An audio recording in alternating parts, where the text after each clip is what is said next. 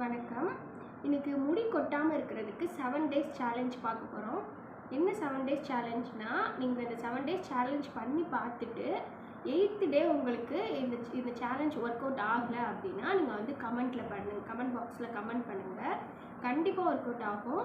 நமக்கு முடி கொட்டிகிட்டே இருக்கும். நமக்கு ரொம்ப ஸ்ட்ரெஸ்ஸாக இருந்தாலோ, இல்லை நம்ம ரொம்ப டிப்ரெஷனாக எதையாவது நினச்சிட்டு இருந்தாலோ, இல்லை ஒர்க் ப்ரெஷரில் இருந்தாலோ, சில நேரம் நம்ம அழுவோம், எதுக்காவது அழுதுகிட்டே இருப்போம். அந்த மாதிரி இருந்தால் நமக்கு முடி கொட்டும்.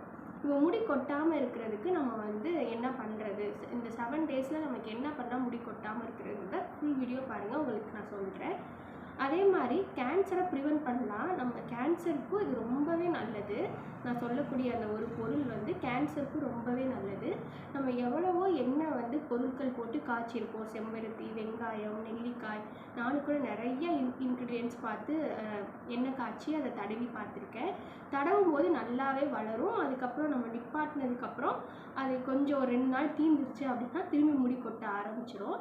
ஸோ இந்த மாதிரி முடி கொட்டாமல் இருக்கணும் உங்களுக்கு அப்படின்னா இந்த ஒரு பொருள் போதும். ரொம்பவே கம்மியான விலையில் கிடைக்கிற பொருள், ஈஸியாக கிடைக்கிற பொருள்.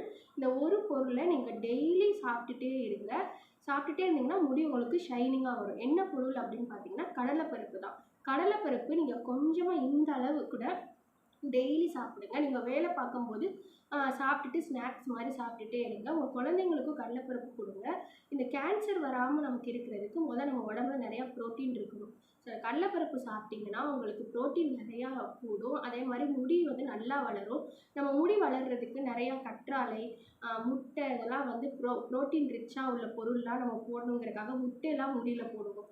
இதெல்லாம் போடுறதை காட்டிலும் நம்ம இதை உள்ளே இன்டேக் பண்ணிக்கிட்டோம் அப்படின்னா முடி வந்து ரொம்பவே ஷைனிங்காக, முடி கொட்டவே கொட்டாது. நான் இதை உங்களுக்கு பண்ணி பார்த்துட்டு தான் சொல்கிறேன். எனக்கு ரொம்பவே முடி கொட்டிகிட்டு இருந்துச்சு. நான் எண்ணெய் காய்ச்சி தடவினேன். அதுக்கப்புறம் நான் அது கொஞ்சம் ஸ்டாப் பண்ணதுக்கப்புறம் திரும்பி முடி கொட்ட ஆரம்பிச்சிருச்சு. அதுக்கப்புறம் நான் இதை பண்ணி பார்த்ததுக்கப்புறம் தான் சொல்கிறேன்.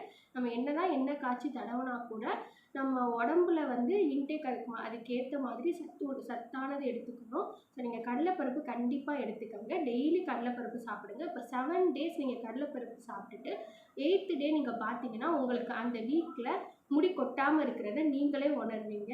இந்த வீடியோ உங்களுக்கு ரொம்பவே யூஸ்ஃபுல்லாக இருக்கும்னு நம்புகிறேன். இந்த வீடியோ உங்களுக்கு யூஸ்ஃபுல்லாக இருந்துச்சுன்னா மறக்காமல் சப்ஸ்கிரைப் பண்ணிட்டு போங்க, லைக் பண்ணுங்கள், ஷேர் பண்ணுங்கள். இன்னும் உங்களுக்கு யூஸ்ஃபுல்லான டிப்ஸ் எல்லாமே நான் சொல்கிறேன். நன்றி.